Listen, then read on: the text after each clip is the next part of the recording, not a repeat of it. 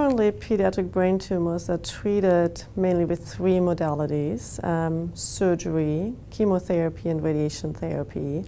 And the type of therapies we are using really very much depends on the location of a brain tumor and also on the type of a brain tumor. And also if the tumor has already metastasized to other areas within the brain as well as in the spine. So surgery is always the first choice. If tumors can be fully resected and they are more benign, then that often can lead to cure. Often we use combination actually of all three modalities when the tumor is more aggressive, and that includes chemotherapy as well as radiation therapy.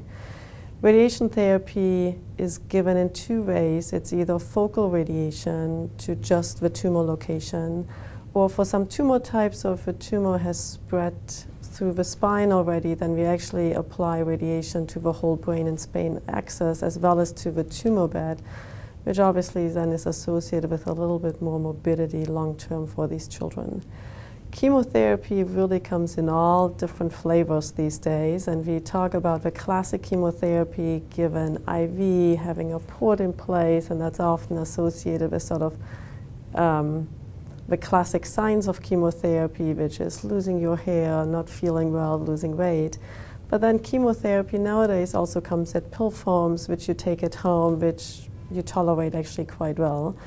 And other chemotherapy are more and more developed now, are what we call these targeted therapies, which address really specific mutations or changes we found in the children's tumors to address these specifically. So depending on the tumor type, there's really very, very different treatment modalities we are currently using. If you have a benign tumor, which is located to one area in your brain and it can be fully resected by neurosurgery, that often all a child will need, and then we follow these children with serial imaging. But if there's no evidence that the tumor grew back, then we consider this child cured.